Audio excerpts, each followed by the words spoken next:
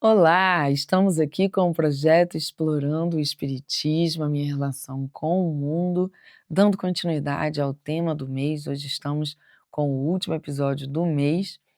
Vamos falar do velório e do último adeus. Último adeus no que se refere a essa trajetória física, né? Que nós preenchemos um lugar na vida uns dos outros que não preencheremos mais, não da mesma forma, não da mesma maneira. Então cabe o termo último adeus nesse sentido.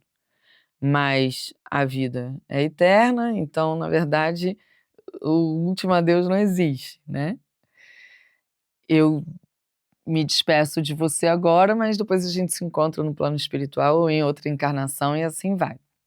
Agora, se você é meu amigo de trabalho e você desencarna, bom, iremos nos despedir desse contexto.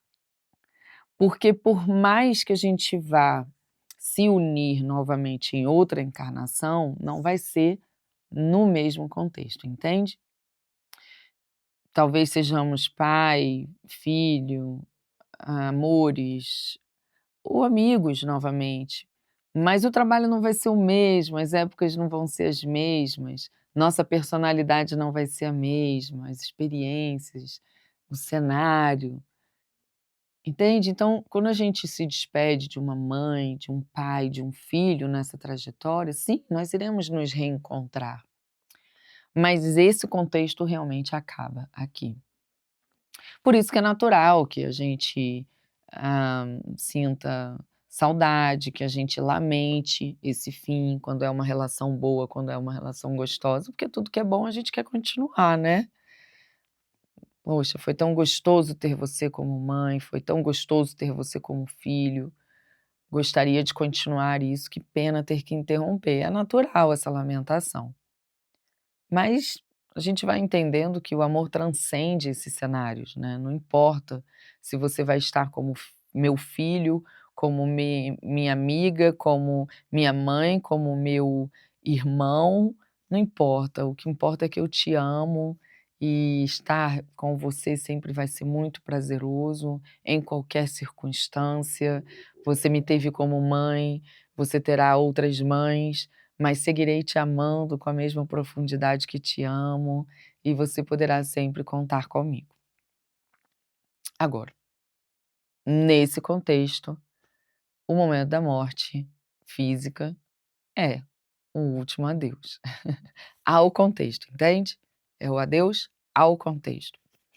Pois bem, quando uma pessoa desencarna, nós temos aqui como prática, né, no mundo físico, ah, um formato de cerimônia, né, para, como que se diz assim, celebrar, materializar, concretizar, ter um marco, né, desse rompimento, dessa conclusão da trajetória, né. Então, a partir de agora, acabou esse cenário, o espírito se liberta para viver a sua continuidade existencial, evolutiva e até encarnatória em outras experiências.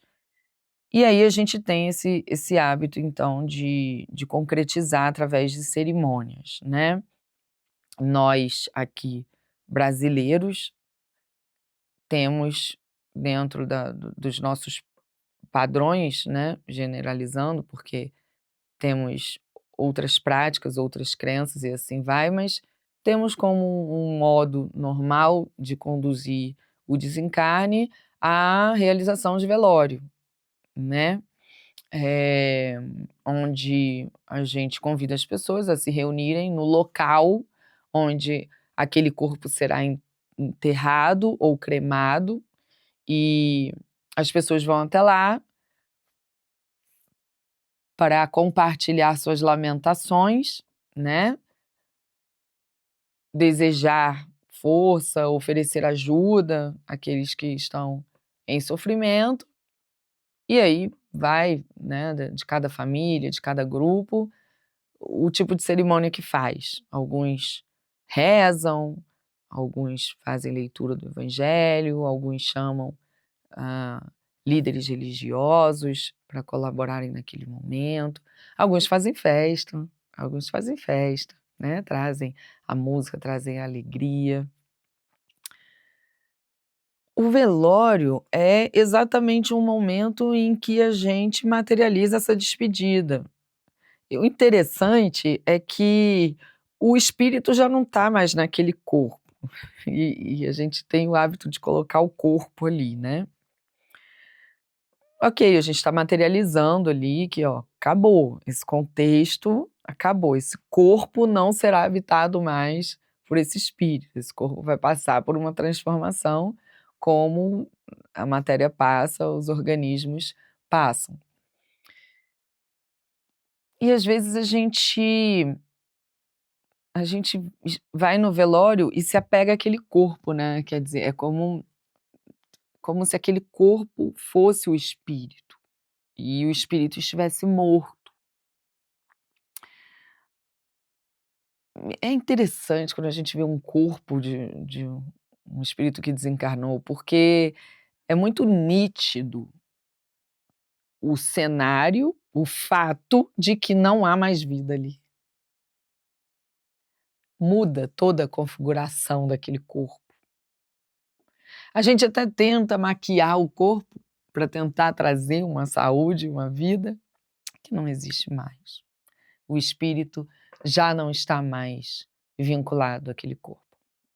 A não ser em casos de mortes que foram provocadas através de suicídios, conscientes ou não, em que ainda fica um vínculo.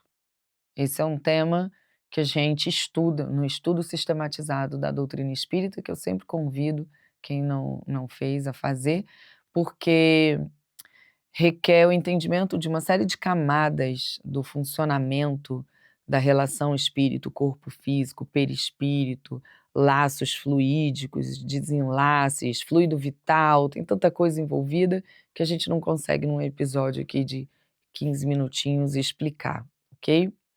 Mas, tirando os casos dessas mortes que são provocadas através de suicídios, o espírito não está mais ali vinculado, né.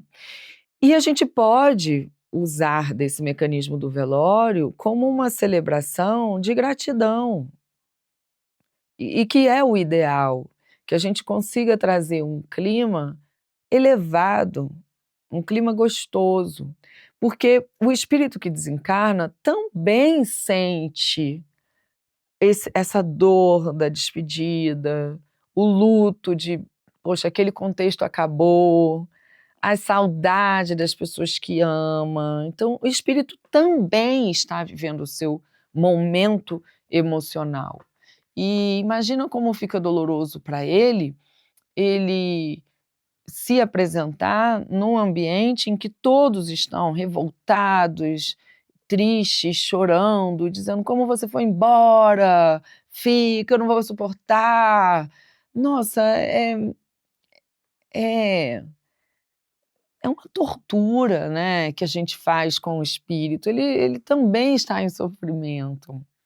E a gente agrava o sofrimento, porque uma vez tendo o desenlace, não tem como revitalizar, não tem, como esse espírito reencarnar de novo nesse mesmo corpo, entende? Acabou, acabou, é um momento de aceitação, né, e de suportar logicamente a dor, porque a depender dos apegos da vida, da relação, é natural gente, que a gente sinta dor, né, um sofá que é confortável quando sai de casa para reformar, a gente sente falta, como é que não vai sentir falta de pessoas que fizeram parte da nossa vida, tornando fácil, tornando gostoso? Claro, essa dor é natural, mas a gente precisa entender que essa dor é exatamente o efeito de uma relação legal, de uma história bacana. Então, cabe muito mais a gratidão de ter tido a oportunidade dessas experiências do que a revolta de interromper, porque é até ingênua, né, essa revolta, já que a gente sabe que o fim da vida física é certo e que todos nós estamos vulneráveis a ter esse fim com a velhice natural ou não, por doenças, por acidentes.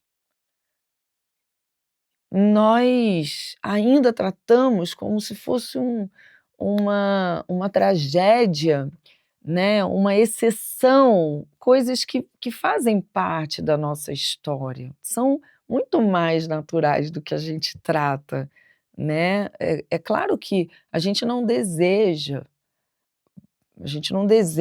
que aconteçam acidentes, que as pessoas vão embora por doenças, a gente deseja que seja um processo natural, mas estejamos lúcidos de que todos nós estamos vulneráveis a essas experiências e que nós iremos vivenciar a experiência do fim desse contexto físico conforme a vontade de Deus, que é justo e bom. Portanto, vai decidir conforme o que nos é necessário e o que é melhor para todos os envolvidos.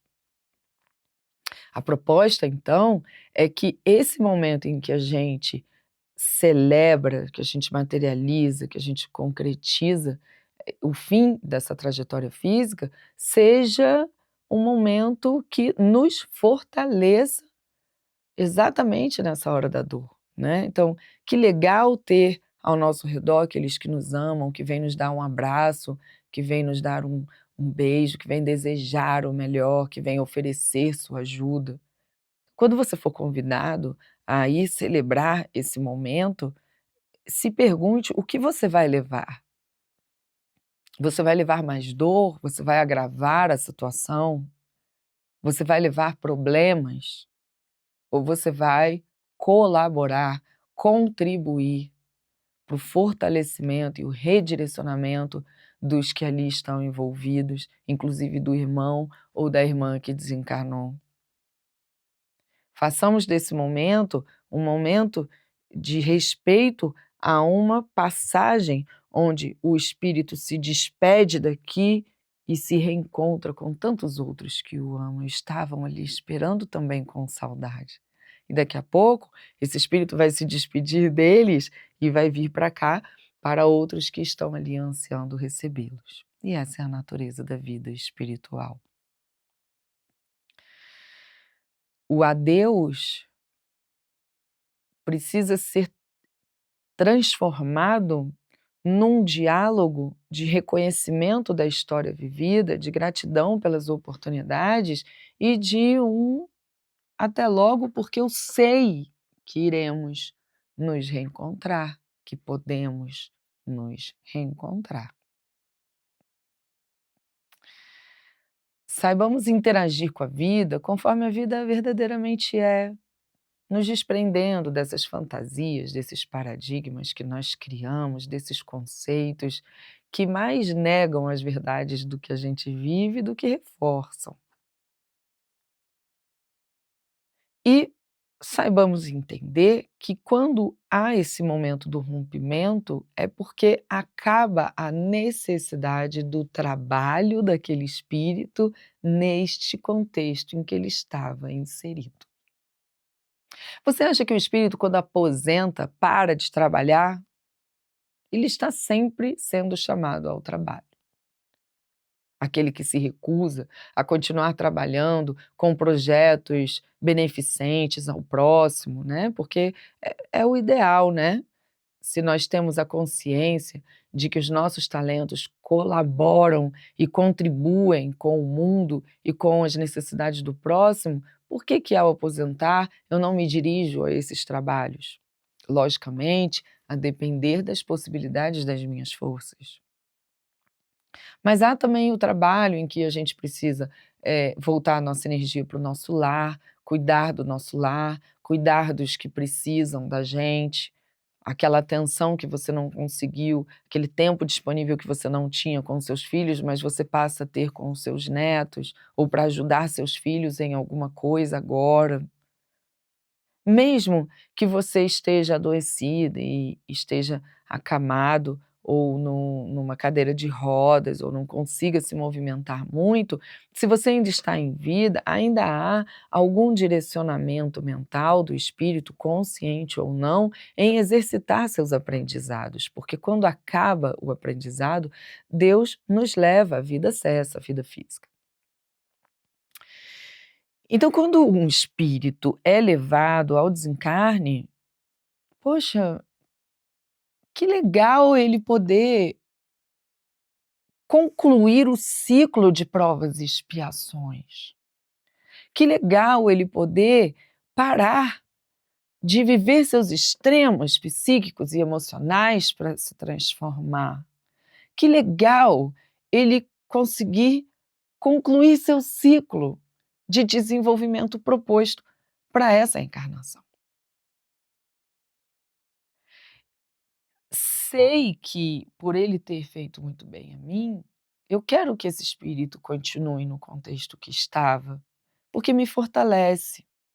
Mas não é egoísmo eu querer que ele fique só para me fortalecer, vivendo os desafios da vida física, deixando de se libertar para a vida espiritual, só para me fortalecer. Se ele conquistou o direito de se libertar. E eu digo isso também para você, que talvez já tenha recebido a notícia de que está chegando a hora, a sua hora de ir. Significa que o que você tinha que trabalhar neste mundo, nesse contexto, foi feito. Dentro do que você conseguiu fazer, dentro das suas escolhas, se foi alcançada se o propósito dessa encarnação foi alcançado 100% ou não, a gente só sabe quando desencarna, mas se a notícia veio de que está chegando a hora, é porque está chegando a hora de você não precisar mais vivenciar as condições que o mundo de provas e expiações que está em transição agora para a regeneração nos oferece. Não agora, não nesse contexto, não nesse cenário, nesse formato. Então se permita também usufruir do direito de se libertar desse trabalho árduo e contínuo desde que você encarnou. E aí a gente começa a interagir com a vida como ela verdadeiramente é. Onde quando eu estou aqui encarnada, eu tenho um propósito de direcionamento aos meus esforços, num trabalho de transformação e de evolução, de integração com a lei da vida, de aprendizado sobre o amor, sobre servir, no formato que o planeta Terra nos oferece. E ao desencarnar, eu vou continuar progredindo na erraticidade em condições mais favoráveis, porque eu estarei liberta nesse momento dessas provas e expiações árduas e estarei sendo conduzida, estarei na companhia de espíritos mais desenvolvidos, que me amam. Eu vou usufruir de um abraço verdadeiro, de quem não vai me pedir nada em troca, eu vou usufruir de um amor verdadeiro, eu vou me libertar da matéria e vou inclusive conseguir ajudar mais os que eu amo, que vão continuar encarnados. Porque eu hoje, por exemplo, não consigo ajudar um familiar meu, porque ele mora em outra cidade, então o meu corpo físico só me permite estar lá se eu adquirir uma passagem, pegar um intervalo no meu cronograma, me deslocar até lá para fazer, mas ao desencarnar, eu consigo estar lá sem essa burocracia física e material. Então eu amplio a minha capacidade de ajudar os que vão ficar.